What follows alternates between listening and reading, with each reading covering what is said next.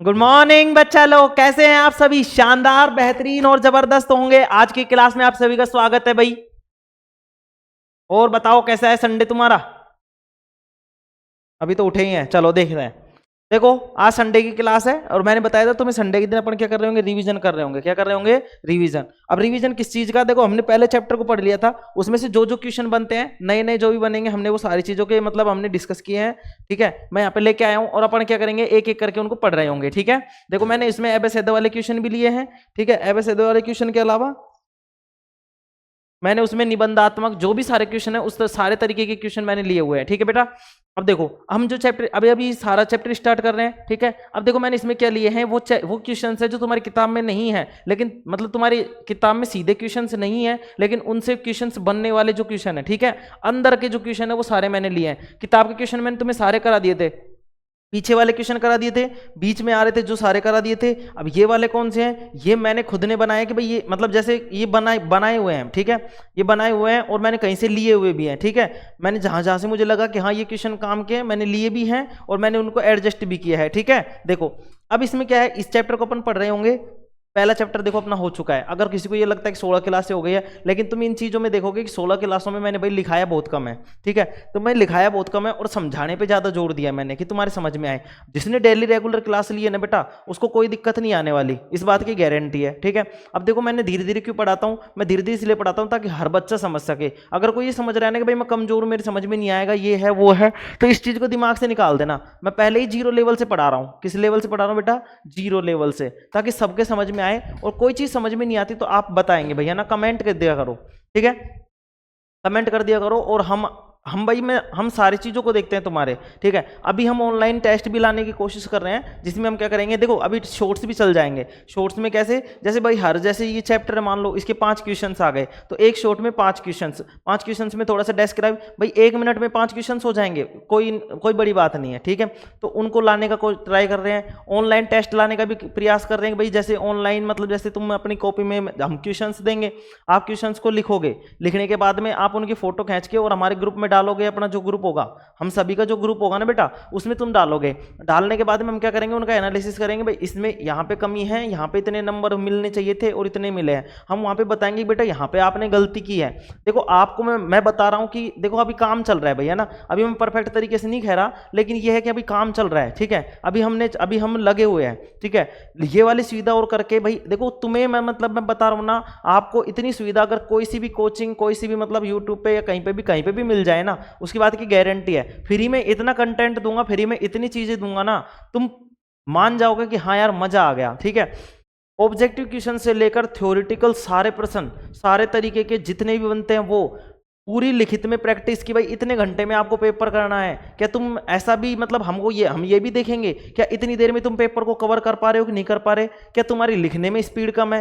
Writing नहीं है तो राइटिंग क्यों नहीं है, थोड़ा सा सुधार करने की जरूरत है तो वो करवाएंगे। जितना हमसे बन पड़ेगा हम सारा करवाएंगे भाई। ठीक है, चलो स्टार्ट करें अपनी आज की क्लास स्टार्ट करें। ठीक है, देखो चलो स्टार्ट करते हैं। ठीक है, देखो भाई बातें तो बहुत सारी हो जाएंगी, कोई दिक्कत नहीं है, मैं ठाला हूँ, आराम से अपन कर लेंगे बाद में बातें। लेकिन क्या है, अपन पहले इस चैप्टर के मतलब जो भी क्वेश्चन से लेके आया हूँ मैं, ठीक है, जो भी 40-50 जो भी क्वेश्चन है इसमें, देखो इसमें एक चीज की सुविधा है। इसमें एक चीज की सुविधा क्या है, ये वाली जो PDF है इसको हम टेलीग्राम पर डाल देंगे। ठीक है, टेलीग्राम पर डाल देंगे या फिर इस वीडियो के नीचे एक लिंक दे देंगे, उस लिंक पे जाके और तुम इस PDF को पढ़ सकते हो। ठीक है, उतारना किसी को नहीं है। देखो संडे है भाई, संडे के दिन मौज मस्ती, और मौज मस्ती में ही पढ़ना है। क्या पढ़ना है संडे के दिन? आराम से मौज मस्ती में बस देखते रहना है आराम से। ठीक है, कि भाई क्या क्या हो गया, क्या क्या लिख रखा है। इसमें तुम्हें एक सुविधा और दी है मैंने, क्या इसमें एक सुविधा ये है कि यहाँ पे देखो, जैसे ये प्रश्न है ना, तो इसका आंसर मैंने यहीं पे दिया हुआ है। ठीक है, तो तुम्हें ज्यादा वो करने की जरूरत नहीं है, जब भी मन किया सीधा निकाला सीधा पढ़ा। हाँ, और जो किताब के अंदर वाले प्रश्न थे उनकी PDF में मैं बनाकर तुम्हें प्रोवाइड करवा दूंगा भाई, वो भी मैं तुम्हारे इस ग्रुप में डलवा दूंगा।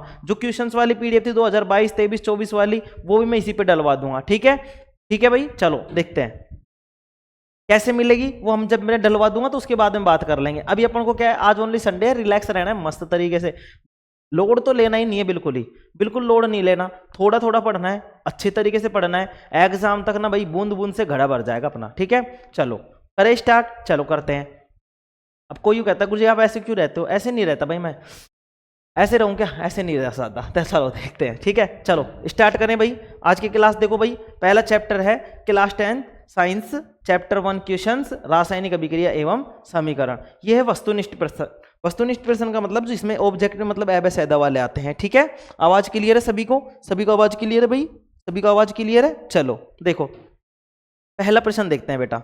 जब पोटेशियम धातु की जल से क्रिया कराते हैं, जल से क्रिया करवाते हैं तो इसका क्या होता है? इसका क्या होता है? तो देखो ध्यान से समझेंगे। कैसे समझेंगे भाई? यहाँ पे मैं समझाऊंगा एक एक चीज को। ठीक है, जितना हो सकेगा उतना समझाएंगे, जितना टाइम अपने पास। ठीक है, चलो स्पीड से करेंगे भाई, थोड़ा सा ना, थोड़ी सी स्पीड रहेगी क्योंकि पढ़ी हुई चीजें हैं, बस हमको रिविजन करना है। ठीक है, अब देखो मैं क्यों लाया हूँ, दूसरा चैप्टर स्टार्ट हो गया, पहले में तुम्हारा रिविजन। अगली संडे को मैं क्या करूंगा, इनके ऑब्जेक्टिव क्वेश्चन एबेसेड वाले, जैसे ये वाले है ना, ऐसे ही 100 क्वेश्चन लेके आऊंगा। ठीक है, 100 क्वेश्चन के समथिंग लेके आऊंगा, तो उनमें अपन और प्रैक्टिस हो जाएगी। चीजें भूलने नहीं है, चीजें भूलने का तो नाम ही नहीं है अपने पास। ठीक है ना, देखो देखते हैं। देखो भाई ये क्या कह रहा है, इसको तो यहां पे दबा देते हैं, ये लो। हाँ लायक, ये तो क्या भी दिख रहा है इसमें। हाँ ये लो। अब देखो जब पोटेशियम धातु की जल से क्रिया करवाते हैं तो इसका क्या होता है? तो देखो भाई पोटेशियम को क्या बोलेंगे? पोटेशियम को बोलेंगे सर के। और क्या होगा भाई बताओ, और क्या होगा? और सर इसमें क्या हो जाएगी, जल से अभिक्रिया करवा रहे हैं, मतलब H2O से अभिक्रिया करवा रहे हैं। ठीक है, क्या करवा रहे हैं? जल, मतलब किससे अभिक्रिया करवा रहे हैं? जल से अभिक्रिया करवा रहे हैं। एक मिनट साइज और करूं। देखो भाई अपने पास क्या है, पोटेशियम है, प्लस में H2O है। जब इसकी देखो H2O का मतलब क्या है, जल, और पोटेशियम का मतलब क्या है, के। ठीक है, जब इसकी अभिक्रिया करवाएंगे तो अपने पास क्या बनेगा, पोटेशियम ऑक्साइड। ठीक है, संतुलित नहीं कर रहा मैं अभी, संतुलित नहीं कर रहा, बस ओनली ये देख रहा हूं। ठीक है, और ये क्या बन गया, हाइड्रोजन अलग हो जाएगी। क्या हो जाएगी? हाइड्रोजन अलग हो जाएगी। अच्छा अब क्या हुआ, देखो यहाँ पे पोटेशियम का, तो देखो किसका पूछ रहा है ये, जब पोटेशियम धातु की जल से क्रिया करवाते हैं तो इसका किसका, पोटेशियम का। किसका? पोटेशियम का। तो पोटेशियम का क्या हो जाएगा बेटा, पोटेशियम का देखो यहाँ पे के था, और यहाँ पे के साथ क्या हो गया, ओ जुड़ा है। ओ जुड़ा है मतलब ऑक्सीजन जुड़ा है, और ऑक्सीजन का जुड़ना क्या कहलाता था? ऑक्सीजन का जुड़ना क्या कहलाता था बेटा? ऑक्सीजन का जुड़ना क्या कहलाता था बताओ? ऑक्सीजन का जुड़ना कहलाता था सर ऑक्सीकरण। क्या कहलाता था? ऑक्सीकरण। तो के का क्या हुआ है, ऑक्सीकरण हुआ है सर। क्या हुआ है? ऑक्सीकरण हुआ है। ऑक्सीकरण हुआ है। क्या हुआ है बेटा इसका? ऑक्सीकरण हुआ है। तो क्या होगा इसका बताओ, पहला इसका आंसर हो जाएगा बेटा कै। ठीक है, ऑक्सीकरण होता है। आगे बढ़े, आगे बढ़े, चलो आगे बढ़ते हैं। दूसरा क्वेश्चन देखेंगे भाई सभी, दूसरा क्वेश्चन देखेंगे। देखो मैंने कराया हुआ है ये, तो बताओ इसमें, बताओ क्या करेंगे भाई इसमें, बताओ।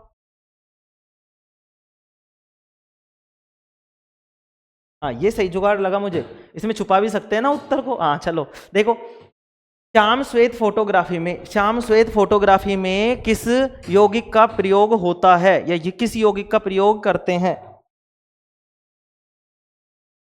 बताओ किस यौगिक का प्रयोग करते हैं भाई, बताओ किस यौगिक का प्रयोग करते हैं? तो देखो श्याम श्वेत, मैंने क्या कहा था, श्याम श्वेत फोटोग्राफी का मतलब फोटो खिंचवाने जाएंगे, तो वो क्या कहती है भाई, क्या कहती है, अपनी वाइफ की मान लो, या फिर गर्लफ्रेंड की मान लो, या फिर अपने मम्मी पापा की मान लो, किसी की मान लो, तो वो क्या कहती है, अजी बुरा बुरा हो रहा है, अजी बुरा बुरा हो रहा है, तो AGBR क्या हो जाएगा, AGBR। बताओ कोई दिक्कत किसी को? लो क्या हो गया, AGBR हो गया। ठीक है, चलो आगे बढ़े। देखो अच्छा और ये बताओ, इनमें से तो कोई और है नहीं, चलो देखो ये वाली चीज, निम्न में से किसमें संक्षारण नहीं होता, निम्न में से किसमें संक्षारण नहीं होता? बताएंगे सभी, बताओ किसमें संक्षारण नहीं होता? बताएंगे भाई सभी, बताएंगे किसमें संक्षारण नहीं होता? बताओ किसमें संक्षारण नहीं होता भाई, निम्न में से किसमें संक्षारण नहीं होता? देखो तुम्हें बताया था मैंने, लोहे के ऊपर क्या चढ़ जाती है, भूरे रंग की परत चढ़ जाती है सर, लाल भूरे रंग की क्या चढ़ जाती है, परत चढ़ जाती है। तांबे के ऊपर किस रंग की, हरे रंग की, तांबे के ऊपर हरे रंग की। चांदी के ऊपर किस रंग की, काले रंग की, चांदी के ऊपर काले रंग की। तो ये तीनों किसके उदाहरण थे, संक्षारण के उदाहरण थे सर। तो कौन सा नहीं होगा, किसके ऊपर नहीं होगा? देखो ध्यान से देख सुनेंगे इसको, क्या बोला इसने, संक्षारण नहीं होता। लोहे का भी होता है, तांबे का भी होता है, चांदी का भी होता है, लेकिन क्रोमियम का नहीं होता। तो सही उत्तर क्या हो जाएगा इसका, सही उत्तर क्या हो जाएगा, क्रोमियम हो जाएगा बेटा। क्या हो जाएगा, क्रोमियम। आगे बढ़े, आगे बढ़े, चलो आगे बढ़ते हैं। मैग्नीशियम का वायु में जलना है, मैग्नीशियम का वायु में जलना है। बताओ क्या है मैग्नीशियम का वायु में जलना? बताओ, मैग्नीशियम का वायु में जलना है। देखो अब मैंने इसकी अभिक्रिया करवाई थी तुम्हें, क्या होगी मैग्नीशियम का वायु में जलने को?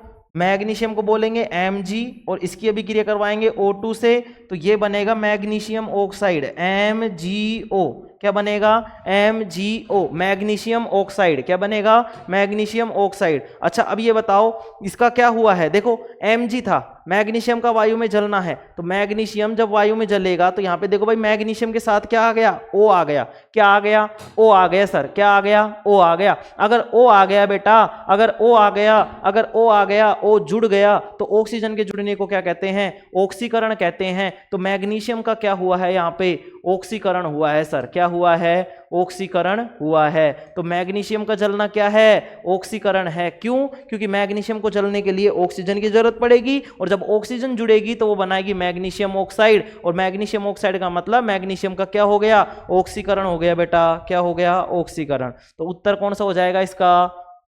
ये वाला हो जाएगा घ। ठीक है, आगे बढ़ें, चलो आगे बढ़ते हैं।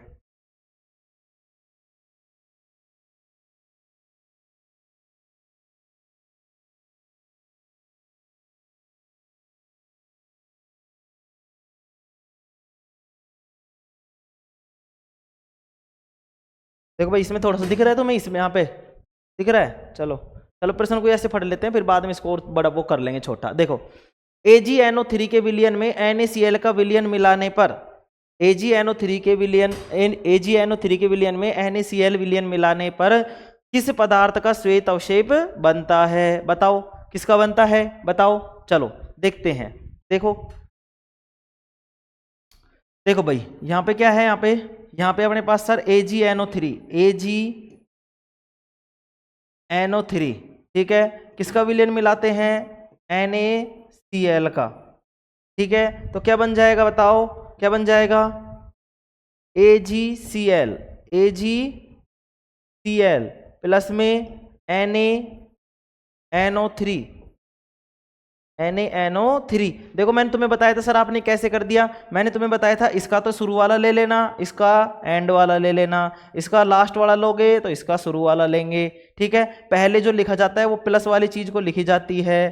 किसको लिखी जाती है? प्लस वाली चीज को। ठीक है, प्लस वाली चीज को लिखी जाती है। आ गई बात समझ में? तो Ag के ऊपर तो क्या है? प्लस, NO3 के ऊपर माइनस, Na के ऊपर प्लस और इसके ऊपर माइनस। अब देखो Ag के साथ लिखना है, तो Ag के साथ तो इसका लास्ट वाला क्या? Cl, तो ये बन गया AgCl। क्या बन गया बेटा? AgCl बन गया, है ना। और यहाँ पे क्या है? Na, ये Na क्यों लिया मैंने पहले? क्योंकि प्लस वाली चीज है, तो प्लस वाली चीज को पहले लिखेंगे तो लिख दिया Na, और बाद में क्या लिखेंगे? NO3, तो ये लिख दिया मैंने NO3।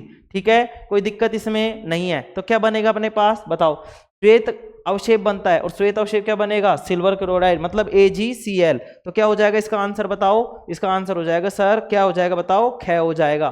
ख का मतलब ये वाला हो जाएगा। ठीक है, ये हो जाएगा। ठीक है, कोई दिक्कत इसमें किसी को नहीं है। चलो आगे बढ़ते हैं। जिंक की तनु सल्फ्यूरिक अम्ल से क्रिया करवाने पर, जिंक की तनु सल्फ्यूरिक अम्ल से क्रिया करवाने पर, नाला को दिखाऊंगा ही नहीं, लो तुम्हें। हाँ अब लो, बताओ जिंक की तनु सल्फ्यूरिक अम्ल से क्रिया कराने पर कौन सी गैस निकलेगी? जिंक की तनु सल्फ्यूरिक अम्ल से क्रिया कराने पर कौन सी गैस निकलेगी? बताएंगे सभी? बताएंगे भाई, कमेंट किया करो ना लायक हो तुम। देखो हाँ, लाइव आएगी बेटा, लाइव आ जाएगी थोड़े दिनों में। देखो लाइव का सिस्टम ये है कि एक बार स्कूल चालू हो जाए तो फिर अपन लाइव ही लिया करेंगे। ठीक है ना, फिर लाइव ही लिया करेंगे। चलो देखते हैं। Zn, zinc. तो जिंक की अभिक्रिया किससे करवा रहे हैं अपन? इसकी करवा रहे हैं जिंक की अभिक्रिया H2SO4 से। किससे करवा रहे हैं? H2SO4 से करवा रहे हैं। तो अपने पास कौन सी बनेगी? ये बनेगा भाई ZnSO4, ZnSO4 प्लस में क्या बनेगी? हाइड्रोजन गैस बनेगी बेटा। क्या बनेगी? Hydrogen gas. अच्छा ये तीर का निशान क्या दिखा रहा है? बताओ, ये तीर का निशान क्या दिखा रहा है? कि गैस निकल रही है। गैस क्या हो रही है? निकल रही है। ठीक है, चलो आगे बढ़े। तो इसमें क्या आ जाएगा? हाइड्रोजन गैस निकली है ना, तो कौन सी गैस निकलेगी? Hydrogen gas. ठीक है, आगे बढ़े, आगे बढ़ते हैं। चलो, ऊष्मशोषी अभिक्रिया का उदाहरण है, ऊष्मशोषी अभिक्रिया का उदाहरण है।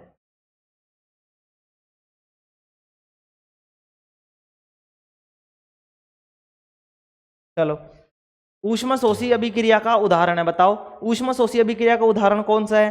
CaO का जल में घुलना। बताओ क्या ये ऊष्मशोषी का है क्या? ऊष्मशोषी का है क्या भाई? CaO का जल में घुलना? नहीं सर, ये तो ऊष्मक्षेपी का है। क्यों? क्योंकि हमने देखा था सर, जहां पे CaO ये बिना बुझा हुआ चूना था। क्या था? बिना बुझा हुआ चूना था। और इस बिना बुझे हुए चूने में हमने क्या मिलाया था? जल मिलाया था सर। और जल मिलाया था तो हमें मिला था CaOH का होल ट्वाइस प्लस में हीट, मतलब ऊष्मा मिली थी। क्या मिली थी? ऊष्मा। तो इसमें तो ऊष्मा का क्या हो रहा है? उत्पादन हो रहा है बेटा। ऊष्मा का क्या हो रहा है? उत्पादन हो रहा है। तो ये तो क्या हो गई? ये तो क्या हो गई? ये तो होगी नहीं, ये तो होगी नहीं। तो ये तो क्या हो गई? ऊष्मा छेपी। अच्छा, प्राकृतिक गैस का दहन। प्राकृतिक गैस का जब दहन करेंगे, अपन ने देखा था, क्या देखा था अपन ने? प्राकृतिक गैस कौन सी थी? यहाँ पे अपन ने मीथेन लिया था, और मीथेन में क्या मिलाई थी? ऑक्सीजन गैस मिलाई थी। तो ये बना था अपने पास क्या? ये बना था अपने पास CO प्लस में H2O, कार्बन मोनोऑक्साइड प्लस में जल बना था। क्या बना था? जल बना था भाई।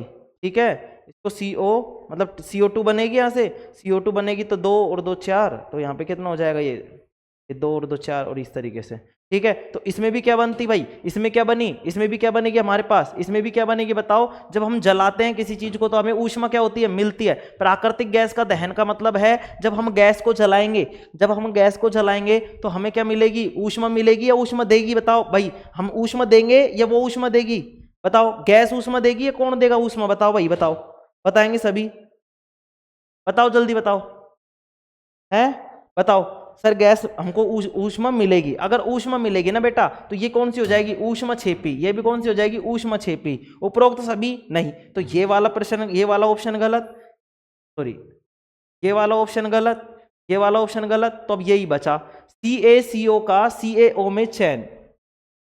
ठीक है, CaCO3 है भाई, ये CaCO3। देखो ये ध्यान रख लेंगे यहाँ पे। ठीक है, CaCO3, CaCO3, CaCO3 का CaO में बदलना। ठीक है, जब ये कैल्शियम कार्बोनेट होगा तो इसको क्या करेंगे अपन? इसको ऊष्मा देंगे। क्या देंगे?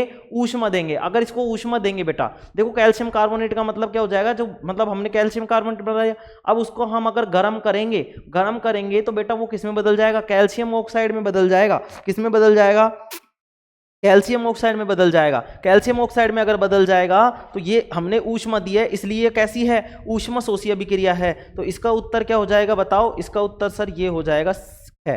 है वाला क्या हो जाएगा? ऑप्शन सही हो जाएगा। ठीक है, चलो आगे बढ़े, आगे बढ़ते हैं। चलो 7 क्वेश्चन हो गए। 8वां क्वेश्चन देखो भाई, ये लो 8वां क्वेश्चन देखेंगे सभी।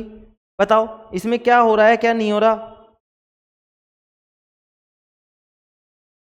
चलो देखो, ZnO प्लस में C मतलब जिंक ऑक्साइड है बेटा। क्या है? ZnO का मतलब क्या है? Zinc oxide. ZnO का मतलब क्या है? Zinc oxide. देखो इनको बोलते जाएंगे हाथ हाथ सूत्रों को। ठीक है, क्योंकि तुम्हें सूत्र पता नहीं होगा क्या बनेगा क्या नहीं बनेगा। मान लो किसी कोई अभिक्रिया दे दी, तुम्हें पता ही नहीं है क्या बनेगा, और बन भी गया, मान लो तुम्हें पता है कि वो बनेगा कोई चीज, मान लो जैसे जिंक सल्फेट बना, मान लो अब जिंक सल्फेट बनेगा, ये तुम्हें पता चल गया, लेकिन अब जिंक सल्फेट का सूत्र याद नहीं है तुम्हें कि जिंक सल्फेट को बनाए तो बनाए कैसे, तो फिर दिक्कत आने वाली है। इसलिए साथ साथ बोलते चलेंगे मेरे साथ। ठीक है, चलो यहां पे क्या है बेटा? जिंक ऑक्साइड है। यहां पे क्या है? कार्बन। तो इसने क्या बनाया? जिंक बनाया। मतलब ऑक्सीजन क्या हो गया? इसके साथ कार्बन के साथ जुड़ गया। ठीक है, कार्बन के साथ क्या हो गया भाई? यहां पे कार्बन था, यहां पे जुड़ गया, तो मतलब इसका क्या हुआ है? ऑक्सीकरण हुआ है। क्या हुआ है? ऑक्सीकरण। और ऑक्सीकरण को क्या बोलते हैं? ऑक्सीकरण को बोलते हैं सर उपचयन। क्या बोलते हैं? उपचयन बोलते हैं बेटा। क्या बोलते हैं? उपचयन। तो देखो बताओ, ZnO उपचयित हो रहा है क्या? नहीं सर, ZnO तो अपचयित हो रहा है। क्यों? क्योंकि ऑक्सीजन की कमी हो रही है। यहाँ पे देखो भाई, जिंक था, ZnO था, यहाँ पे ऑक्सीजन में कमी हुई कि नहीं हुई? यहाँ पे ऑक्सीजन में कमी हुई कि नहीं? देखो अभी वापस देख लेते हैं, 1 मिनट रुको, इनको हटा देता हूँ। लो देखो, अब एक एक चीज समझते जाएंगे ऑप्शन से। ठीक है, देखो जिंक ऑक्साइड उपचयित हो रहा है। क्या जिंक ऑक्साइड है वो जिंक में बदला तो ये उपचयित हुआ है क्या? उपचयित का मतलब ऑक्सीजन जुड़ी है क्या? नहीं सर, ऑक्सीजन की तो कमी हुई है। अगर ऑक्सीजन की कमी हुई है तो ये तो अपचयित हुआ है। क्या हुआ है? अपचयित हुआ है। तो ये बात तो गलत हो गई। ये बात तो क्या हो गई भाई? उपचयित हुआ है क्या? नहीं, तो ये बात तो हो गई गलत सर। क्या हो गई? गलत। अच्छा, दूसरी चीज देखते हैं, कार्बन है वो उपचयित हो रहा है क्या? उपचयित हो रहा है क्या? बताओ। हाँ सर, ये बात सही है, ये बात सही है, ये लो। ठीक है, जिंक ऑक्साइड का ऑक्सीकरण हो रहा है क्या सर? वही तो बात है, ऑक्सीकरण कह दो चाहे उपचयन कह दो, तो ये बात भी अपनी गलत है। उपरोक्त सभी नहीं सर, ये भी बात गलत है। तो कौन सा उत्तर सही हो जाएगा इसका? ख वाला हो जाएगा। देखो जब तुम्हें सही पता ना हो तो गलतों को हटाते जाएंगे, गलत हटाते जाएंगे तो अपने पास क्या बच जाएगा? सही बच जाएगा। चलो आगे बढ़े। चलो देखो ये तुम्हारे एबेसेदा वाले क्वेश्चन थे जो मैंने 8 लिए थे यहाँ पे, ठीक है। अब देखो ये एक एक नंबर वाले प्रश्न है जो पूछता है, एक एक नंबर वाले प्रश्न, ठीक है। एक एक नंबर वाले प्रश्न में देखो क्या, देखो भाई कोई दिक्कत हो तो इसमें मोबाइल नंबर दिया हुआ है, ठीक है। आपको अगर कोई दिक्कत हो तो आप व्हाट्सएप मैसेज कर सकते हैं ओनली, ठीक है। व्हाट्सएप मैसेज कर सकते हैं और कोई मतलब फालतू मैसेज नहीं करेगा। पढ़ाई से रिलेटेड बात होगी तो ठीक है, ठीक है कि हाँ जो कुछ भी मतलब देखो जो कुछ भी हेल्प होगी वो तुम्हें पहली बात तो यहीं पे कर दूंगा, ठीक है। अगर कोई हेल्प हो या कोई डाउट हो या कोई चीज की दिक्कत हो तो आप मुझे वो व्हाट्सएप करेंगे, ठीक है। देखो कोई कुछ भी पूछ सकता है, कुछ भी, मैं मना नहीं कर रहा, तुम्हारा जो मन करे ना भाई, तुम्हारे मन में जो भी डाउट हो, ठीक है, जो भी मन मतलब जो भी का मतलब जो भी, कुछ भी डाउट हो तुम मुझसे पूछ सकते हो, कुछ भी पूछ सकते हो, ठीक है। आ गई बात समझ में? चलो हाँ भाई मैं परफेक्ट नहीं हूं, लेकिन मैं ये कहूंगा कि मतलब हाँ मैं ये नहीं कह रहा कि मैं हाथों हाथ बता दूंगा। भाई कोई चीज है, मान लो तुमने पूछा, किसी ने तुमसे पूछ लिया, तुमसे नहीं आ रही, तुम बोलोगे सर पूछ के बताएंगे। तुमने मुझसे पूछा, भाई मैं भी कहीं ना कहीं से ढूंढ कर या फिर कैसे भी करके मैं तुम्हें बताऊंगा, लेकिन मेरा फर्ज बनता है कि मैं तुम्हें बताऊं, ठीक है। तो मैं तुम्हें बताऊंगा, ठीक है। कोई भी चीज नहीं आती है कोई दिक्कत नहीं भाई, कोई भी आदमी अपने आप में पूरा नहीं होता, ठीक है। ना तुम हो ना मैं हूं ना कोई और है कि कोई हर आदमी को सब चीजें आ जाए तो भाई वो भगवान से भी ऊपर बढ़ के हो जाए, लेकिन ऐसा होता नहीं है, ठीक है ना। हाँ चलो देखते हैं, कोई चीज की दिक्कत हो तो पूछ सकते हैं, ठीक है। हाँ देखो कंकालीय ढांचा समीकरण, कंकालीय ढांचा रासायनिक समीकरण किसे कहते हैं? तो देखो भाई इसका उत्तर लिखाया है, अब मैं इनको ऐसे रीडिंग मरवा रहा हूं, ध्यान से सुन लेंगे बस, ठीक है। वह रासायनिक समीकरण जिसमें दोनों ओर तत्वों के परमाणुओं की संख्या संतुलित न हो, ध्यान से देखेंगे क्या न हो? न हो, संतुलित न हो। अगर संतुलित नहीं होगी, अगर संतुलित नहीं होगी तो क्या कहलाएंगी? कंकालीय ढांचा रासायनिक समीकरण कहलाएंगी। कोई दिक्कत इसमें? दोनों ओर का मतलब अभिकारक और उत्पाद की, ठीक है। तो वह रासायनिक समीकरण जिसमें दोनों ओर तत्वों के परमाणुओं की संख्या संतुलित न हो कंकालीय ढांचा समीकरण कहलाता है। आ गई बात समझ में? चलो आगे बढ़ते हैं। देखो भाई इसको मेरे को ना लिखने में मेरी हालत खराब हो गई इसको, देखो ये दिख रहा है भाई सभी को? हाँ दिख रहा है, दिख रहा है ना सभी को? चलो फेरस सल्फेट की वियोजन क्रिया लिखिए। अब मतलब फेरस सल्फेट है हमारे पास, फेरस सल्फेट है और उसकी वियोजन अभिक्रिया करनी है, हमको वियोजित करना है। अब देखो अब इसमें क्या करना पड़ेगा? वियोजित करने के सर हमारे पास 3 तरीके हैं, एक तो विद्युत वाला है, एक प्रकाशीय है और एक तापीय है। तो विद्युत वाला यहाँ पे काम नहीं आएगा, प्रकाश वाला भी काम में नहीं आएगा, तो हम किसको काम में लेंगे? हम यहाँ पे काम में लेंगे ऊष्मा वाले को। कौन से को काम में लेंगे? ऊष्मा वाले को, ठीक है। तो ऊष्मा वाले के लिए क्या, यहाँ पे अपने पास फेरस सल्फेट, फेरस सल्फेट का सूत्र याद रखेंगे FeSO4, क्या है? FeSO4 क्या होगा बेटा? FeSO4, फेरस सल्फेट का क्या होगा? FeSO4 होगा। इसमें हम अगर ऊष्मा देंगे तो हमारे पास बनेगा फेरिक ऑक्साइड। क्या बनेगा बेटा? फेरिक ऑक्साइड बनेगा। क्या बनेगा? Ferric oxide. और फेरिक ऑक्साइड का सूत्र होता है Fe2O3, Fe2O3, Fe2O3। देखो मैंने बहुत बार करा दिया तो तुम्हारी ये चीजें तो मैं याद में ऐसे ही दिमाग में डाल दूंगा, ठीक है। तो देखो मैं इन चैप्टर को बार बार रिवाइज क्यों करवा रहा हूं? ताकि जो जो छोटी छोटी चीजें हैं वो तुम्हारे दिमाग में घुसी रहें, ठीक है। चलो ये क्या हो जाएगा? Fe2O3, Fe2O3, ठीक है। प्लस में SO2, जिसको क्या बोलेंगे? Sulphur dioxide. क्या बोलेंगे? Sulphur dioxide. और ये है भाई यहाँ पे SO3, SO3 है बेटा यहाँ पे, ठीक है। लो मैं और दिखता हूँ इसको सही से, ये लो SO3,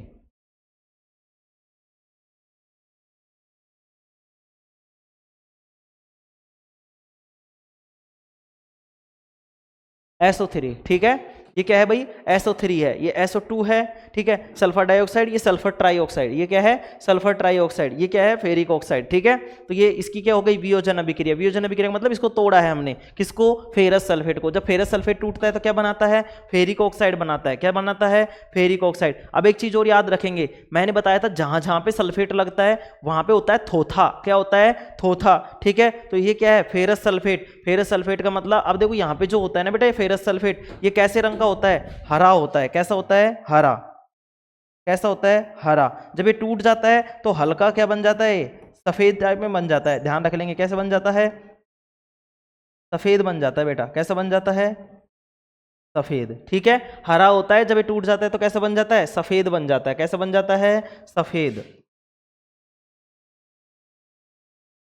कैसा बन जाता है, सफेद बन जाता है। पहले कैसे होता है, हरा। तो हरा थोथा किसको बोलते हैं, फेरस सल्फेट को। किसको बोलते हैं, फेरस सल्फेट को। हरा थोथा किसको बोलते हैं, फेरस सल्फेट को। आगे बढ़े, चलो आगे बढ़ते हैं।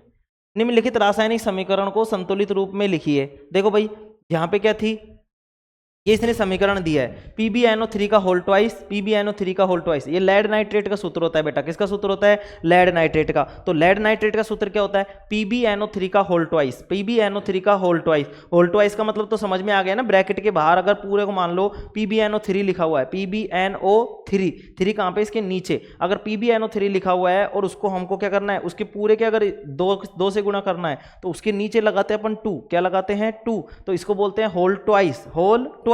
ट्वाइस का मतलब 2, ट्वाइस का मतलब 2। ठीक है, तो देखो PbNO3 का होल ट्वाइस है। इसको हमने जब तापन दिया तो हमारे पास बना लेड ऑक्साइड। क्या बना बेटा, लेड ऑक्साइड बना। अच्छा, लेड ऑक्साइड का सूत्र क्या होता है, PbO, लेड ऑक्साइड। और क्या बना, नाइट्रोजन डाइऑक्साइड बना। क्या बना, नाइट्रोजन डाइऑक्साइड बना। और ये क्या बनी, ऑक्सीजन गैस बनी। एक चीज और याद रखेंगे कि ये नाइट्रोजन डाइऑक्साइड जो होती है ये कौन से कैसे रंग की गैस होती है, ये भूरे रंग की गैस होती है बेटा। कैसे रंग की गैस होती है, भूरे रंग की गैस होती है।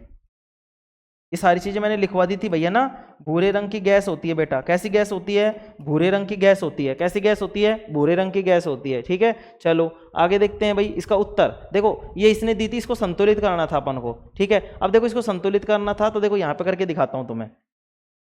देखो यहाँ पे संतुलित करेंगे अपन। ठीक है, चलो कर रहे हैं अपन। ठीक है, संतुलित। देखो PbNO3 का उल्टा ट्वाइस वही देखेंगे अपने पास। Pb कितना है यहाँ पे, 1 है सर। N कितना है, N सर 2 है। O कितना है भाई, 2 3 6 है। ठीक है, ऐसा ही है भाई। चलो आगे देखते हैं। इधर देखो, इधर Pb कितना है सर, 1 है। Pb कितना है बेटा, इधर इधर कितना है, Pb 1 है। O कितना है सर, यहाँ पे तो सर 2 और 2 4। और इस तरीके से यहाँ पे A। देखो 2 तो ये रहा, 2 ये रहा। अब 6 बनाने के लिए इसको भी क्या करना पड़ेगा, 2 से गुणा करना पड़ेगा। तो मैं Pb को भी 2 बना रहा हूँ।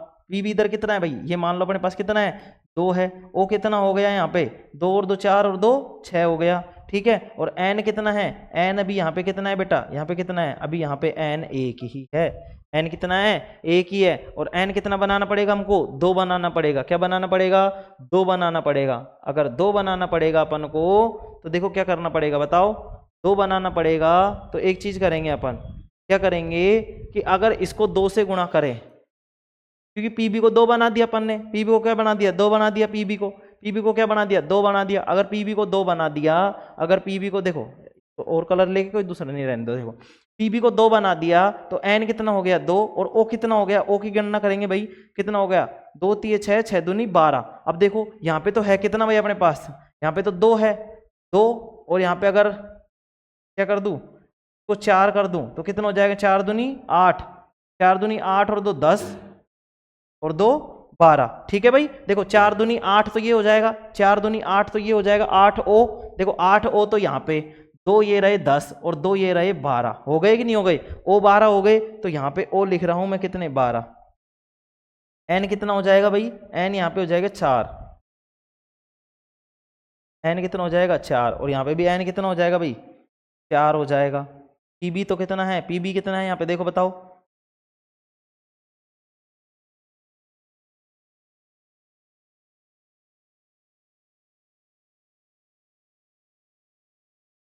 देखो अब इसको देख लेते हैं एक बार। ठीक है, तो Pb कितना हो जाएगा, Pb इधर कितना है, 2। N कितना हो जाएगा बताओ, N कितना हो जाएगा, 2 दूनी 4 हो जाएगा कि नहीं हो जाएगा, 4। ठीक है, और O कितना हो जाएगा, 3 दूनी 6, 6 दूनी 12। तो O हो गया 12। और O कितना हो गया, 2 8 10 और 2 12। Pb कितना है यहाँ पे, Pb कितना है बेटा, 2। Pb कितना है यहाँ पे देखेंगे, Pb दिख रहा है ना, Pb कितना है, 2 है। और N कितना है बेटा, 4 है। बताओ संतुलित हुई कि नहीं हुई, हो गई सर। 2 है, 12 है, 4 है। ठीक है, देखो अब इसको देख लेते हैं आगे। देख लो संतुलित कर दी ना अपन ने। अब देखो ये इसका उत्तर दिया हुआ है। ठीक है, क्या दिया हुआ है, उत्तर दिया हुआ है। चलो अगले क्वेश्चन की तरफ बढ़ते। चलो देखो अगला क्वेश्चन क्या कह रहा है, जब बिना बुझे चूने को जल में मिलाया जाता है तो रासायनिक रूप क्या होता है, रासायनिक रूप क्या होता है। देखो इसमें देखना है तुम्हें कि प्रश्न को किस तरीके से लिखा है और कितनी चीजें लिखी हैं। ठीक है ना भाई, ऐसा नहीं है कि तुम एक प्रश्न में ही पूरे चैप्टर को लिख के आ जाओ। ठीक है, चलो बढ़े आगे। चलो देखते हैं। देखो भाई यहाँ पे क्या है, जब बिना बुझे चूने को जल में मिलाया जाता है, बिना बुझे चूने का सूत्र क्या होता है बताओ, सभी बताएंगे भाई। बिना बुझे चूने का सूत्र क्या होता है सर? बिना बुझे चूने का सूत्र होता है CaO। अगर इसको किस में मिलाया? जल में मिलाया, तो जल में मिलाने के बाद में हमको मिलता है सर CaOH का होल ट्वाइस, मतलब बुझा हुआ चूना, प्लस में क्या मिलता है?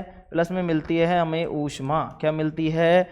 ऊष्मा मिलती है। क्या मिलती है? ऊष्मा। क्या यही वाला सूत्र था? तो रासायनिक रूप क्या होता है? रासायनिक रूप सर ये कैल्शियम ऑक्साइड होता है, जो कि जल के साथ क्रिया करके, ये क्या है? Calcium oxide. कैल्शियम ऑक्साइड होता है बेटा, ये क्या होता है? Calcium oxide. ये कैल्शियम ऑक्साइड जल के साथ अभिक्रिया करके कैल्शियम हाइड्रोक्साइड बना लेता है। क्या बना लेता है सर? ये बना लेता है कैल्शियम हाइड्रोक्साइड। क्या बना लेता है? Calcium hydroxide. क्या बना लेता है? Calcium hydroxide. ठीक है, क्या बना लेता है? Calcium hydroxide. ठीक है, चलो देखें आगे। चलो देखो, इसने भी यही लिख रखा है, बिना बुझे चूने को जल में मिलाने पर बुझा हुआ चूना बनता है। क्या बनता है? बुझा हुआ चूना बनता है, जिसको हम क्या बोलते हैं? कैल्शियम हाइड्रोक्साइड बोलते हैं। क्या बोलते हैं? Calcium hydroxide.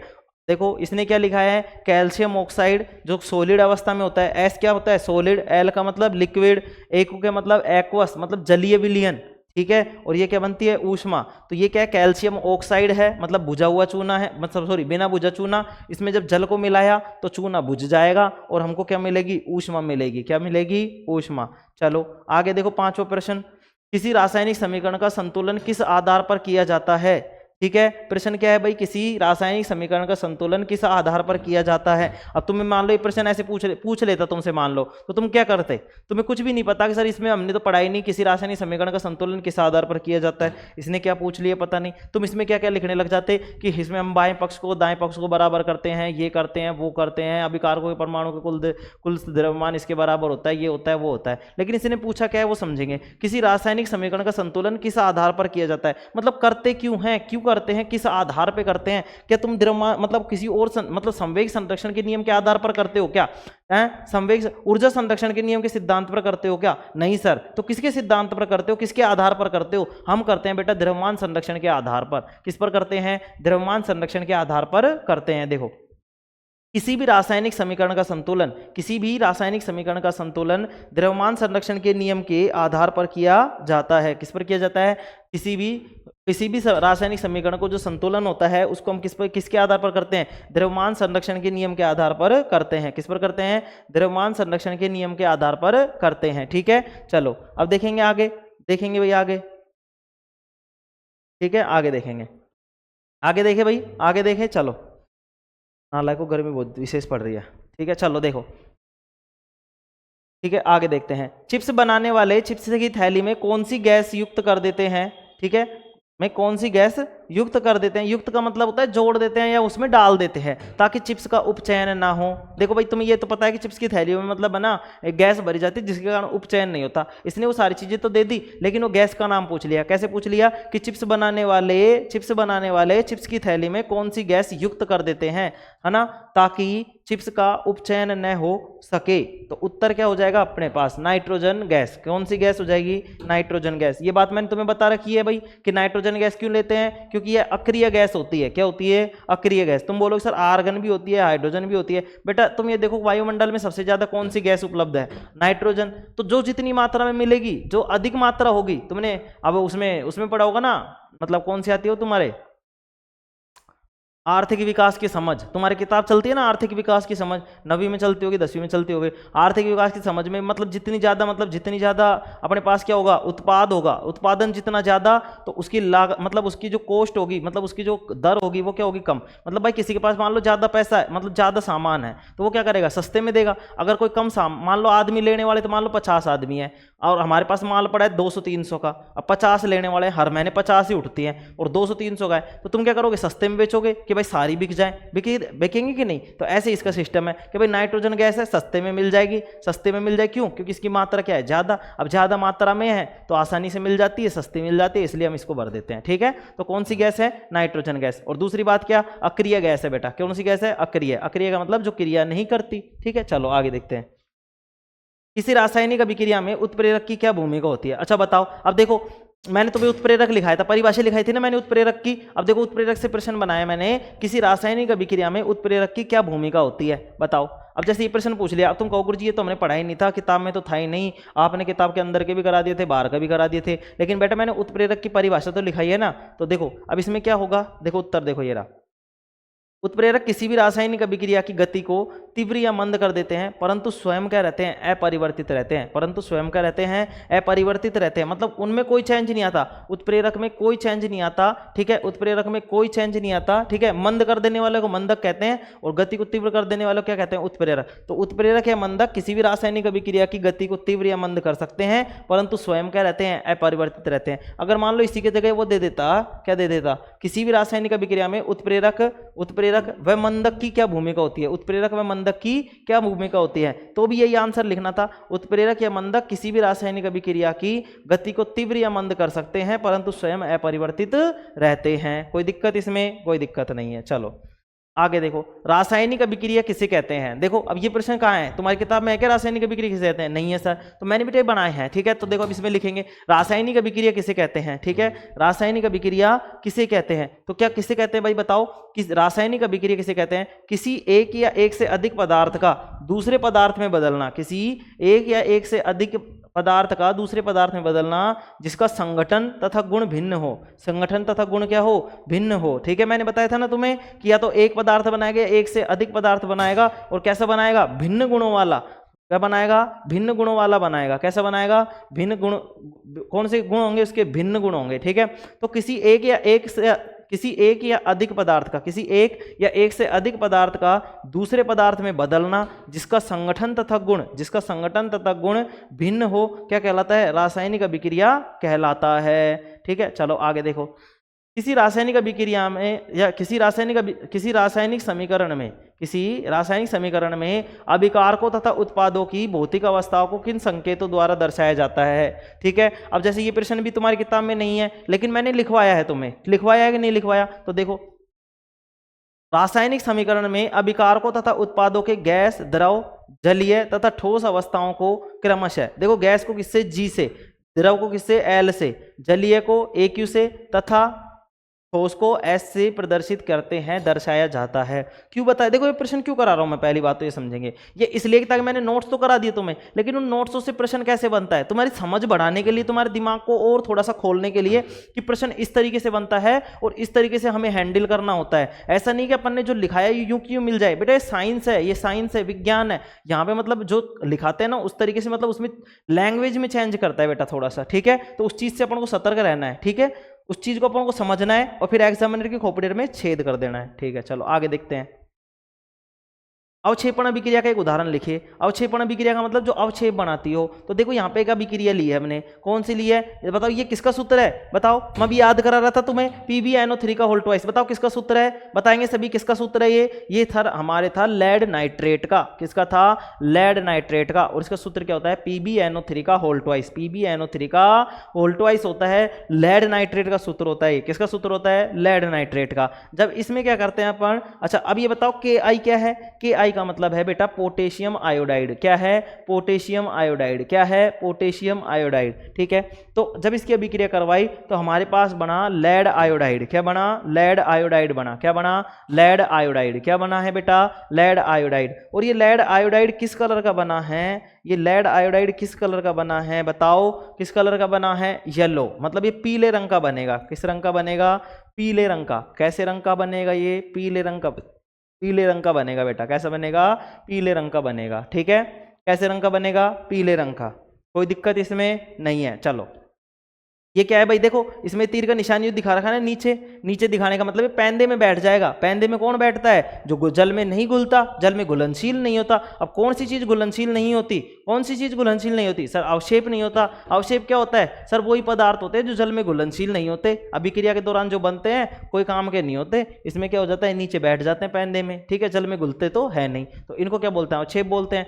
ये किसमें बनेगा, इसमें कौन सा बनेगा, लेड आयोडाइड बनेगा। कौन सा बनेगा, लेड आयोडाइड बनेगा। किस रंग का होगा, पीले रंग का होगा बेटा, किस रंग का होगा, पीले रंग का। आगे बढ़े, चलो कैल्शियम ऑक्साइड को जल में घोलने पर ऊष्मा में क्या परिवर्तन होता है। देखो कैल्शियम ऑक्साइड का मतलब क्या था, बिना बुझा हुआ चूना। जब बिना बुझे हुए चूने में हम क्या करते हैं, जल में डालते हैं तो जल का तापमान क्या हो जाता है, बढ़ जाता है। जल का तापमान क्या हो जाता है, बढ़ जाता है, मतलब ऊष्मा भी क्या हो जाती है, बढ़ जाती है, ऊष्मा भी बढ़ जाती है। तो देखो कैल्शियम ऑक्साइड मतलब CaO को जल में घोलने पर ऊष्मा उत्सर्जित होती है। ऊष्मा क्या होती है, उत्सर्जित, मतलब ऊष्मा क्या होती है, पैदा होती है। ठीक है, ये वही वाली अभिक्रिया है बेटा, ये वही वाली अभिक्रिया है जो भी हम पढ़ रहे थे। मैंने बहुत बार, देखो तो मैं कह रहा हूं तुम्हें भूलने का कोई ऑप्शन ही नहीं छोड़ूंगा, मैं तुम्हारे याद में करा के छोड़ूंगा। CaO प्लस में H2O और इसमें बनता है अपने पास CaOH का होल ट्वाइस प्लस में ऊष्मा क्या होगी बेटा, ऊष्मा बनेगी, मतलब ऊष्मा की मात्रा क्या हो जाएगी, बढ़ जाएगी। ऊष्मा की मात्रा क्या हो जाएगी, बढ़ जाएगी। ठीक है, तो ऊष्मा की मात्रा क्या हो जाएगी, बढ़ जाएगी। तो इसने क्या बोला है, कैल्शियम ऑक्साइड को जल में घोलने पर ऊष्मा के मान में क्या परिवर्तन होगा, तो हम बोलेंगे ऊष्मा का मान क्या हो जाएगा, बढ़ जाएगा। ऊष्मा उत्सर्जित होगी, ऊष्मा में क्या हो जाएगी, वृद्धि हो जाएगी, या बोलेंगे तापमान में भी वृद्धि हो जाएगी। ठीक है, चलो आगे देखते हैं। किसी क्रियाशील धातु की तनु सल्फ्यूरिक अम्ल से क्रिया कराने पर कौन सी गैस निकलती है। एक चीज ध्यान रखेंगे, जब भी देखो तीसरे चैप्टर में बात है ये, ठीक है, जब भी हम किसी अभिक्रिया को, मतलब कोई भी धातु की अभिक्रिया किसी अम्ल के साथ करवा रहे होंगे, किससे करवा रहे होंगे, धातु की अभिक्रिया अम्ल के साथ करवा रहे होंगे। ठीक है, जो अपना चैप्टर चल रहा है ना अभी, इसमें हम कल पढ़ रहे होंगे, कल। ठीक है, कल हम क्या पढ़ रहे होंगे कि भाई कौन सी गैस निकलेगी, कौन सी गैस नहीं निकलेगी। ठीक है, तो चलो इसमें क्या है बेटा, जब हम क्या करते हैं, किसी क्रियाशील धातु की तनु सल्फ्यूरिक अम्ल से क्रिया कराने पर कौन सी गैस निकलती है, तो बेटा कौन सी गैस निकलती है, हाइड्रोजन गैस निकलती है। कौन सी गैस निकलती है, हाइड्रोजन गैस निकलती है। सर कैसे निकलती है, हमें तो पता नहीं है। लो बेटा अभिक्रिया करके देख लेते हैं, अभिक्रिया करके देख लेते हैं। देखो इसने अभिक्रिया तो यहाँ दे रखी है, देखो अभिक्रिया कर रखी है, देखो जिंक ये रहा। ठीक है, ये क्या है, H2SO4, तो क्या बनेगा बेटा, ZnSO4 बनेगा, और यहाँ पे हाइड्रोजन गैस क्या हो जाएगी, मुक्त हो जाएगी। हाइड्रोजन गैस क्या हो जाएगी, बाहर निकल जाएगी बेटा। हाइड्रोजन गैस क्या हो जाएगी, बाहर निकल जाएगी। देखो ये तीर का निशान क्या बताता है, गैस बाहर निकल रही है। ठीक है, चलो आगे समझ में, चलो आगे बढ़ते हैं। ठीक है, आगे बढ़ते हैं। देखो वह अभिक्रिया लिखिए जिसका उपयोग श्याम श्वेत फोटोग्राफी में किया जाता है। बताओ श्याम श्वेत फोटोग्राफी में किसका प्रयोग किया जाता है, श्याम श्वेत फोटोग्राफी में ब्लैक एंड व्हाइट फोटोकॉपी। बताओ ब्लैक एंड व्हाइट जो फोटो खिंचवाने जाते हैं, ठीक है, उसमें किसका प्रयोग करते हैं, बताओ कौन सी अभिक्रिया काम आती है। सर एजी अजी बुरा बुरा हो रहा है, अजी बुरा बुरा हो रहा है, तो कौन सी, AgBr वाली, AgBr वाली, तो कौन सी लिखेंगे इसमें, बताओ कौन सी लिखेंगे, गुरजी बुरी बुरी, AG बुरी बुरी, गुरजी बुरी बुरी। नालायक मैं बुरा नहीं हूँ, नालायक इधर देखो, हाँ क्या पता तुम ही बताओगे मैं बुरा हूँ कि नहीं हूँ। चलो AgBr, AG बुरा बुरा हो रहा है, यहाँ पे डालेंगे प्रकाश, यहाँ पे क्या डालेंगे, प्रकाश, और AG अलग और बुरा अलग, AG अलग और बुरा अलग। ठीक है, AgBr और Br2 लगेगा यहाँ पे। ठीक है, गैस है ये। ठीक है, तो यहाँ पे क्या हो जाएगा, 2AgBr हो जाएगा, यहाँ पे 2AgBr हो जाएगा, कोई दिक्कत नहीं है। तो ये वाली अभिक्रिया बनेगी। ठीक है, कौन सी अभिक्रिया काम में ली जाती है, तो देखो यही वाली काम में ली जाती है, 2AgBr। ठीक है, यहाँ पे सूर्य का प्रकाश डाला, AG अलग और Br अलग। ठीक है, यहाँ पे देखो Br2 लिखा था मैंने बताया था कि गैस बनेगी बेटा, क्या बनेगी, गैस बनेगी। चलो आगे बढ़ते हैं। कोयले का दहन किस प्रकार की अभिक्रिया है, कोयले का दहन किस प्रकार की अभिक्रिया है, बताओ कोयले का दहन किस प्रकार की अभिक्रिया है। जैसे प्राकृतिक गैस का दहन कौन सी अभिक्रिया थी, बताओ कौन सी अभिक्रिया थी, प्राकृतिक गैस का दहन, उसमें प्राकृतिक गैस का दहन में कौन सी थी, ऊष्मा क्षेपी। कौन सी थी, ऊष्मा क्षेपी। चलो यहाँ पे देखते हैं, यहाँ पे क्या है भाई, कोयले का दहन किस प्रकार की अभिक्रिया है।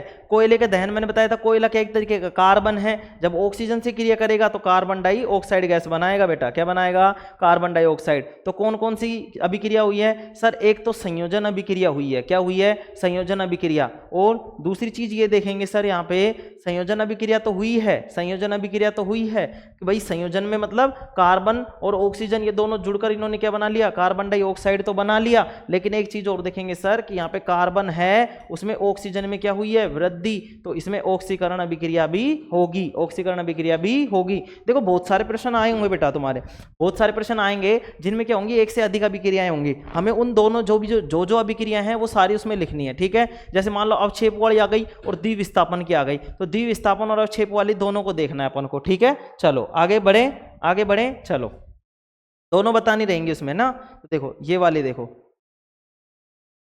कौन सा पेज चल रहा है ये तो 9वां ही चल रहा है, नाला को बहुत सारे प्रश्न रह रहे। देखो यहाँ पे है लेड, टाइम कितना हो गया भाई, चलो स्पीड से लेंगे भाई, थोड़ा सा ना स्पीड से लेंगे। देखो पीबी है, यहाँ पे लेड है, ये क्या है कॉपर क्लोराइड है। यहाँ पे क्या होगा देखो, ये इसमें क्या हुआ है, ध्यान से सुनेंगे, पीबी था, यहाँ पे Cl2 है, तो ये Cl2 इसके साथ आया है और कॉपर इधर है। तो हमको क्या पता चला, हमको एक चीज पता चली, यहाँ पे क्या हुआ, विस्थापन हुआ है। क्या हुआ है, विस्थापन, क्योंकि Cl2 यहाँ से उठ के कहाँ गया, यहाँ पे आ गया, ठीक है। और जब हम उसको सक्रियता श्रेणी को देखेंगे तो उसमें था केदारनाथ के माली, केदारनाथ का माली आलू जरा फीके पकाता है। कौन, तो कौन तो नीचे आएगा, लेकिन पकाता है मतलब पीबी पहले आ जाएगा। तो इसमें क्या हो जाएगा, पीबी अधिक क्रियाशील है तो Cl2 को उठाएगा अपने पास बिठा लेगा और कॉपर को छोड़ देगा। तो कौन सी अभिक्रिया है, विस्थापन अभिक्रिया। रेडॉक्स अभिक्रिया किसे कहते हैं बताओ, वह अभिक्रिया, देखो रेडॉक्स अभिक्रिया मैंने बताया था जिसमें उपचयन भी और अपचयन भी हो, उपोपचयन अभिक्रिया भी कहते हैं उसको। तो वह अभिक्रिया जिसमें एक अभिकारक उपचयित तथा दूसरा अभिकारक अपचयित होता है उसे रेडॉक्स या उपचयन अपचयन अभिक्रिया कहते हैं।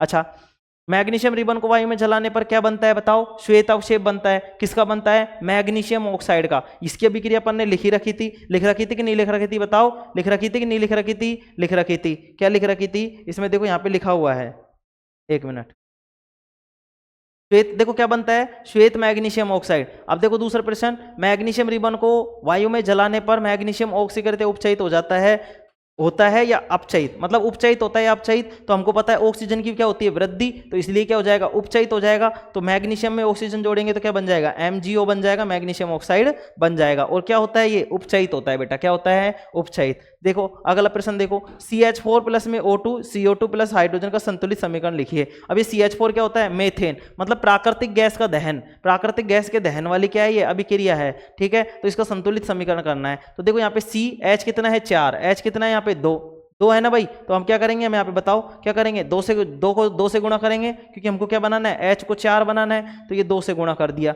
अगर ये 2 से गुणा कर दिया बेटा हमने, अगर ये 2 से गुणा कर दिया, 2 से गुणा कर दिया तो ये 4 बन गया, 4 बन गया तो ऑक्सीजन तो 4 और ये जल, ये कितना हो गया, O कितना हो गया, 2। तो ये समीकरण हो गई, देखो यहाँ पे कोई दिक्कत नहीं है। और O ये रहा 2, तो 2 तो ये रहा, हमको 4 बनाना है तो इसको 2 से गुणा कर देंगे। बताओ हो गई संतुलित, कोई दिक्कत इसमें। देखो इनके आंसर मैंने दिए हुए हैं ना, अगर थोड़े से प्रश्न रह भी जाए तो तुम घर पे देखना थोड़ा सा। देखो N2 तथा H2 की अभिक्रिया का संतुलित समीकरण, ठीक है, N2 और H2 की, ठीक है। जब तुम मैंने बताया था ये किसकी क्या बनाती है, ये देखो N2H2 बनेगा, तो यहाँ पे देखो क्या बनाएगा, यहाँ पे क्या है भाई N2 और यहाँ पे क्या बनेगा H2। इसने इस समीकरण को दिया, इसको हमको करना है ना संतुलित। तो N2 प्लस में H2, ये बना NH2, क्या बना NH2, क्या है ये बताओ, क्या है ये, अमोनिया तो है नहीं, अमोनिया तो NH3 होता है, क्या होता है NH3, ठीक है। और NH4 क्या होता है बताओ। चलो हमको इसको क्या करना है, जो भी है देखो ध्यान से समझेंगे, नहीं है तो तुम बताओगे कमेंट में बताएंगे इसको क्या बोलेंगे, कमेंट में बताएंगे सभी इसको क्या बोलेंगे, ठीक है। तो N2H2 की अभिक्रिया का संतुलित रासायनिक समीकरण, भाई यहाँ पे N कितना था 2, H कितना था यहाँ पे 6, सॉरी H कितना है 2। अब हमको क्या करना है, NH2 बनाया हमने, H यहाँ पे कितना है बताओ, ये सॉरी NH3 है, ये NH क्या है, ये 3, ठीक है भाई, ये NH3 है, अमोनिया ही बनेगा यहाँ पे, अमोनिया ही बनेगा, NH3 है,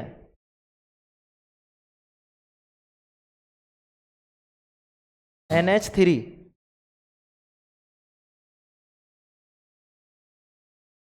NH3, ठीक है, NH3, ठीक है। अब H कितना हो गया 6, तो इसको 6 बनाने के लिए किससे गुणा करना पड़ेगा, 3 से, तो 3 दूनी 6, ये N2 बन गया, ठीक है। ये अमोनिया बनेगा भाई, जब PDF दूं तो उसमें सही कर लेना थोड़ा सा, ठीक है। तो ये क्या बन जाएगा, NH3 बन जाएगा, ठीक है। आगे देखो भाई, देखो अशुद्धि हो जाती है कई बार लिखने में भाई, बहुत टाइम लगा इसमें, है ना।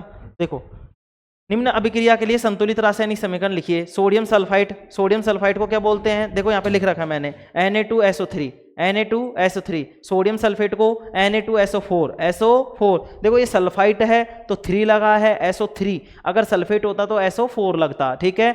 Na2SO4 सोडियम सल्फेट होता है, Na2SO3 सोडियम सल्फाइट होता है। तो सोडियम सल्फाइट में क्या बोलेंगे, Na2SO3 प्लस में जल को H2O बोलेंगे, क्लोरीन को Cl2। जब इसकी अभिक्रिया करवाएंगे तो सोडियम सल्फेट बनेगा, तो सोडियम सल्फेट को क्या बोलेंगे बताओ, सोडियम सल्फेट को क्या बोलेंगे, सोडियम सल्फेट को बोलेंगे Na2SO4 प्लस में क्या बन जाएगा यहाँ पे बेटा, HCl बन जाएगा, क्या बन जाएगा, HCl। और उसके बाद में हम इसको क्या कर देंगे, संतुलित कर देंगे, क्या कर देंगे, संतुलित, ठीक है।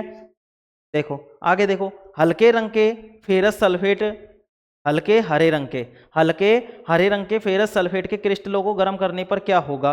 देखो ये वाली अभी मैंने तुम्हें अभी बता रहा था कि भाई फेरस सल्फेट होता है, ठीक है। फेरस सल्फेट क्या होता है, जब उसको गर्म करते हैं अपन, फेरस सल्फेट को जब गर्म करते हैं तो वो सफेद रंग का हो जाता है बेटा। कैसा रंग का हो जाता है, सफेद रंग का। और पहले कैसा होता है, हरे रंग का होता है। कैसे रंग का होता है, हरे रंग का होता है। देखो फेरस सल्फेट के क्रिस्टल से, क्रिस्टल का मतलब होता है जिसमें क्रिस्टल में होता है जल के अणु है, मतलब इसमें क्या है बेटा, जल के अणु, ठीक है। ऐसे याद रखेंगे भाई, क्रिस्टल की बात करें अगर फेरस सल्फेट में क्रिस्टल की बात करें, क्रिस्टल की, तो उसमें जल को शामिल करेंगे अपन। जल को क्या करेंगे, शामिल। तो देखो यहाँ पे क्या है भाई, जैसे ये कहता है फेरस सल्फेट को गर्म करने पर क्या होगा, तो फेरस सल्फेट के लिए हम FeSO4 ले लेते, ओनली क्या ले लेते, FeSO4 ले लेते। लेकिन हमको यहाँ पे क्या किया इसने, सल्फेट के क्रिस्टल को गर्म करने की कही है। अब गर्म करेंगे तो उसमें जो नमी होगी, उसमें जो जल होगा वो क्या हो जाएगा, दूर हट जाएगा। मतलब इसका सूत्र क्या है बेटा, FeSO4.7H2O। तो इसमें जल के अणु कितने हैं बेटा, 7 है। जल के अणु क्या है, 7। ये 7 किसके अणु हैं, क्रिस्टलन जल के अणुओं की संख्या है बेटा। क्रिस्टलन जल के अणुओं की संख्या, क्रिस्टलन जल के अणुओं की संख्या, ये दूसरे चैप्टर में पढ़ेंगे अभी, ठीक है। लेकिन फिर भी बता रहा हूं कि यहाँ पे जल के अणु कितना है, 7, ठीक है। यहाँ पे हीट दी, मतलब इसको गर्म किया तो क्या बना हमारे पास, FeSO4 बना। और ये FeSO4 कैसा होता है, डर्टी व्हाइट। डर्टी व्हाइट का मतलब थोड़ा गंदा व्हाइट होता है, बिल्कुल प्योर व्हाइट नहीं होता, पूरा सफेद नहीं होता, हल्का हल्का सा क्या होता है, मिट्टी टाइप में होता है। मिट्टी किससे मतलब मिलावट का सा, ठीक है। और 7H2O मतलब पानी क्या हो जाएगा, अलग हो जाएगा बेटा, ठीक है। कोई दिक्कत इसमें किसी को, कोई दिक्कत नहीं है। देखो भाई 23वां क्वेश्चन देखेंगे।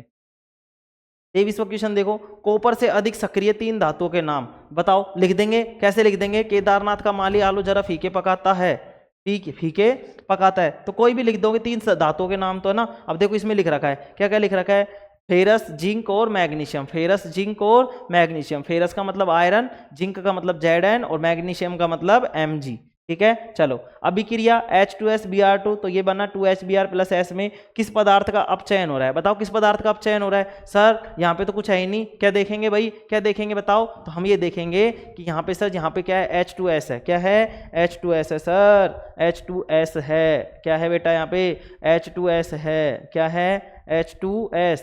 अगर H2S है तो एक चीज समझो, यहाँ पे एक चीज समझेंगे, क्या चीज समझेंगे, कि यहाँ पे H2S है। नहीं दिख रहा क्या, चलो ये लो, देखो यहाँ पे क्या है भाई, यहाँ पे क्या है, यहाँ पे H2S है सर। क्या है, H2S है। H2S का मतलब अब आगे देखा हमने कि यहाँ पे ओनली S हो गया। हाइड्रोजन में क्या हो गई, हाइड्रोजन की क्या हो गई, कमी। और जिसमें हाइड्रोजन की कमी हो जाती है, हाइड्रोजन की क्या हो जाती है, कमी।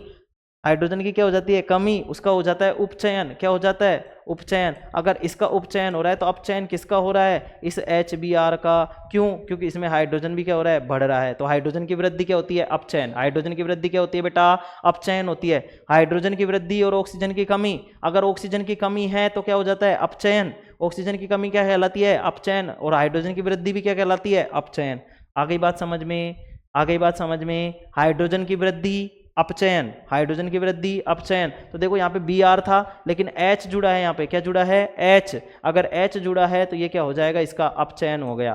तो किसका हुआ है, ब्रोमीन का। किसका, ब्रोमीन का। मैंने बताया था किसका लेना है, जो तीर से निशान के पहले है उसका होगा, जो कुछ भी होगा, अपचयन हो चाहे अपचयन हो, कुछ भी हो, ठीक है। चलो आगे बढ़े, ये लो संगमरमर का रासायनिक सूत्र, ये भी दूसरे चैप्टर में आएगा बेटा। CaCO3 होता है। क्या होता है, CaCO3। ये मैंने तुम्हें बता भी दिया था, कैल्शियम कार्बोनेट, ठीक है। कैल्शियम कार्बोनेट का सूत्र और संगमरमर का सूत्र एक ही बात होती है, दोनों, ठीक है, दोनों एक ही बात होती है, ठीक है। चलो आगे देखो 26वां क्वेश्चन देखेंगे भाई।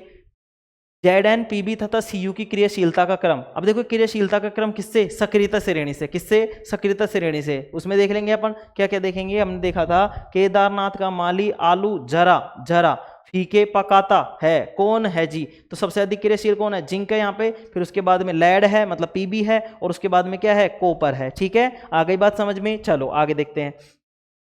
किसी रासायनिक अभिक्रिया में नए पदार्थों या उत्पाद का निर्माण किस कारण से होता है, बताओ भाई किस कारण से होता है। सर दो ही तरीके हैं, या तो कोई चीज जुड़ जाए या कोई चीज टूट जाए, तो दोनों तरीकों से निर्माण होगा। तो देखेंगे किसी भी रासायनिक अभिक्रिया में, किसी रासायनिक अभिक्रिया में परमाणुओं के आपसी आबंध के टूटने एवं जुड़ने से, ठीक है, पर आपसी परमाणुओं के आबंध जो होंगे उनके जुड़ने से या टूटने से नए पदार्थों का निर्माण होता है।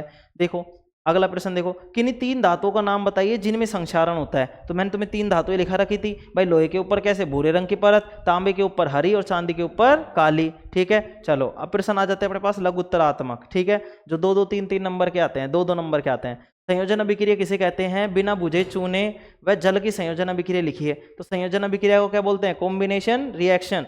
वह अभिक्रिया जिसमें दो या दो से अधिक पदार्थ या अभिकारक मिलकर एक नया पदार्थ मतलब एकल उत्पाद बनाते हैं, संयोजन अभिक्रिया कहलाती है। उदाहरण के लिए कैल्शियम ऑक्साइड बिना बुझा हुआ चूना जल के साथ तीव्रता से अभिक्रिया करके कैल्शियम हाइड्रोक्साइड मतलब बुझा हुआ चूना बनाता है। इस अभिक्रिया में अधिक मात्रा में ऊष्मा उत्पन्न होती है। देखो जब CA पढ़ रहे हैं अपन 4-5 बार पढ़ ली, इसलिए मैंने जल्दी पढ़ा दिया इसको, ठीक है। तो ये क्या है? CaO कैल्शियम ऑक्साइड है। ये क्या है? H2O जल। तो ये क्या बनेगा?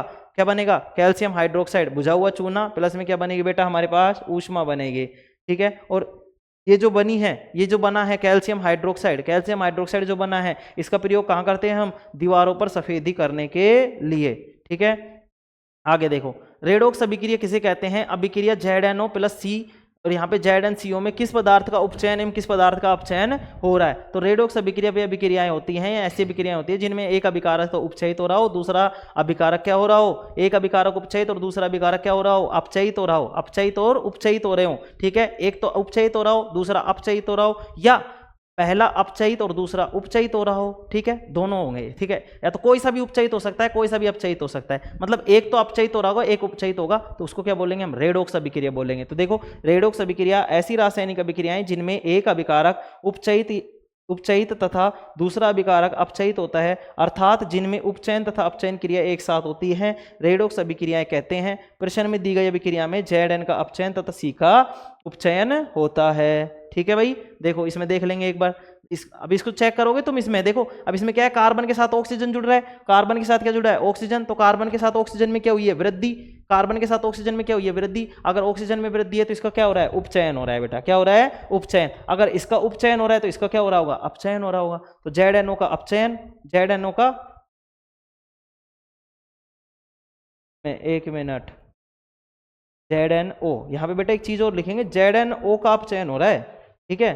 ZnO का, देखो जो चीजें मैं बता रहा हूँ ना, इन चीजों को लिख लेना भाई, है ना। थोड़ा सा गलती हो तो PDF में तुम सही कर लेना, तभी भी तुम पढ़ो, ठीक है। ये ZnO है, ये ZnO, ठीक है। ऐसे नहीं समझ में आ रहा हो तो इस तरीके से लिख लेंगे ZnO, ठीक है ना। इसको काट देंगे ZnO, ये हो जाएगा ZnO, ठीक है। ZnO का अपचयन और कार्बन का उपचयन होता है। आगे बढ़े हम, चलो ठीक है। अभिक्रिया CuO प्लस H2, इसमें CuH2O में किस पदार्थ का ऑक्सीकरण एवं किस पदार्थ का अपचयन हो रहा है? इस प्रकार की अभिक्रिया का एक अन्य उदाहरण दीजिए। देखो भाई, यहाँ पे क्या है? CuO मतलब CuO है, ठीक है। CuO का क्या होगा यहाँ पे? बताओ क्या होगा? ऑक्सीजन की कमी। ऑक्सीजन की कमी का मतलब अपचयन, तो इसका तो अपचयन और इसका उपचयन, तो इसका तो हो रहा है अपचयन और इसका क्या हो रहा है? H का क्या हो रहा है? ऑक्सीकरण हो रहा है। H का क्या हो रहा है? ऑक्सीकरण। तो यहाँ पे देखो, अभिक्रिया CuO प्लस में H2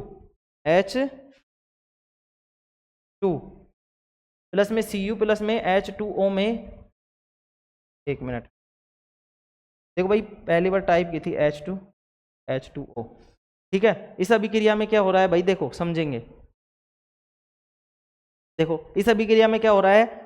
H2O में H का तो क्या हो रहा है? मतलब जो H2 है, H क्या है? ये 2, H2 का तो क्या हो रहा है? ऑक्सीकरण, और CuO का क्या हो रहा है? अपचयन हो रहा है। अन्य अभिक्रिया का उदाहरण देखो, ये रहा MnO2, ठीक है। मैग्नीज ऑक्साइड प्लस में HCl है बेटा, इसका बनेगा MnCl2 प्लस में 2H2O प्लस में Cl2, क्लोरीन गैस बनेगी, ठीक है। इसमें भी देखो क्या हुआ है, इसमें Mn जो था इसका क्या हुआ है? बताओ, ऑक्सीजन हट गया, तो Mn का क्या हुआ है यहाँ पे? बताओ। मैग्नीज का क्या हुआ है? ऑक्सीजन की अगर कमी हुई है तो बताओ क्या होगा? ऑक्सीजन की अगर कमी हुई है, ऑक्सीजन की कमी को क्या बोलते हैं? अपचयन बोलते हैं। तो मैग्नीज ऑक्साइड का तो क्या हो जाएगा? अपचयन हो जाएगा, और इसका क्या हो जाएगा? उपचयन हो जाएगा, ठीक है। चलो आगे बढ़ते हैं।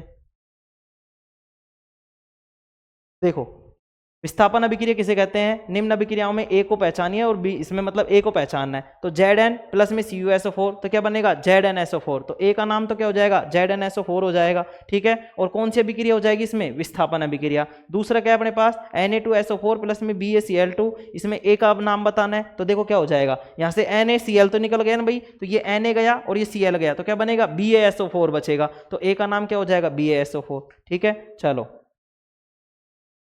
यहाँ पे देखो इस तरीके से तुम्हें बता रखा है, ठीक है। तो ये क्या बना है, जिंक सल्फेट बना है, मैंने तुम्हें बता ही दिया। यहाँ पे BaSO4 बना है, ये मैंने BaSO4 बता दिया, ठीक है। तो यहाँ पे देखो उत्तर लिखा हुआ है, यहाँ एक में ZnSO4 है तथा दो में A क्या है, BaSO4 है, ठीक है। अब देखो इनमें X, Y और Z को पहचानना है, ठीक है, कि भाई ये क्या क्या बने हैं। तो यहाँ पे देखो Cu प्लस में CO2, अब क्या बनेगा, हरा पदार्थ बनेगा। हरा पदार्थ क्या बनेगा भाई, यहाँ पे कॉपर कार्बोनेट बनेगा। क्या बनेगा, कॉपर कार्बोनेट। कॉपर कार्बोनेट कैसे कि ये जो Cu है ये Cu3 के ये Cu है मतलब कॉपर है, ये कार्बन डाइऑक्साइड के साथ क्रिया करके कॉपर कार्बोनेट बना लेगा, जो कि हमारे हरी परत चढ़ जाती है ना, उसको बोलते हैं कॉपर कार्बोनेट। तो हरा पदार्थ कौन सा, X का मान क्या, X का नाम क्या हो जाएगा, कॉपर कार्बोनेट हो जाएगा। क्या हो जाएगा, कॉपर कार्बोनेट। Y पे क्या बनेगा, Ag है। अब देखो Ag है यहाँ पे, तो यहाँ पे भी Ag है, लेकिन S अलग है ना, S अलग है, S अलग है। तो हमें पता चल गया यहाँ पे कि जब Ag होगा, जहाँ पे जब Ag है, सिल्वर है, तो इसकी हाइड्रोजन सल्फाइड से क्रिया होगी। किससे क्रिया होगी, हाइड्रोजन सल्फाइड से, ठीक है। अब सर हमको कैसे पता चलेगा, बेटा यहीं से पता चल जाएगा कि यहाँ पे S और लग रहा है, तो S को किसके साथ तो लिखना पड़ेगा तुम्हें, क्यों, क्योंकि मैंने तुम्हें बताया था, ठीक है ना। तो इसमें क्या आएगा, हाइड्रोजन सल्फाइड आएगा। अब Z की जगह क्या आएगा, अब देखो Z क्या है वहां पे, तो ये वाली अभिक्रिया तो हमें ऐसे ही याद है, Fa2O3 SO2 और SO3 बनेगा यहाँ पे। तो क्या बनेगा, SO3, ठीक है। अभी कराई थी ना जिसमें सोडियम, ये तो क्या था, ठीक है था भाई, सल्फर डाइऑक्साइड, और वो क्या बनेगा, सल्फर ट्राई ऑक्साइड बनेगा। टाइम हो गया। देखो भाई इसमें बाकी के प्रश्न है, ठीक है। अब देखो ये सारी अभिक्रियाओं के मैंने तुम्हें सारे इसके उत्तर लिखे हुए हैं, ये PDF तुम्हारे उसमें डाल देंगे, ठीक है ना। अब देखो ये सारी चीजें मैंने तुम्हें पढ़ाई है ना, ये बार बार रिपीट करवाई है मैंने, ठीक है। रासायनिक समीकरण किस प्रकार लिखा जाता है, ये सारी चीजें मैंने तुम्हें इसमें करा रखी है। तो ये PDF में तुम्हें डाल दूंगा और इसको पढ़ना है सभी को, ठीक है ना, ठीक है। देखो इस तरीके से ये पूरी बनी हुई है। टाइम हो गया लेकिन अभी देखो बहुत सारी रह रही है, ठीक है। देखते हैं अगली बार अगर 100 वाले जो 100 क्वेश्चन वाले जो PDF होगी उसमें अगर टाइम बचेगा या सैदा वाली में, तो इसकी जो बचेंगी इसको और पढ़ा देंगे अपन, ठीक है। चलो आज के लिए इतना ही काफी भाई, हाँ आज के लिए इतना ही काफी। गर्मी बहुत तेज पड़ रही है ना, और मस्त रहेंगे एकदम। संडे है, आराम से मजे करो। आज के लिए इतना ही काफी। Good, take care, love you all.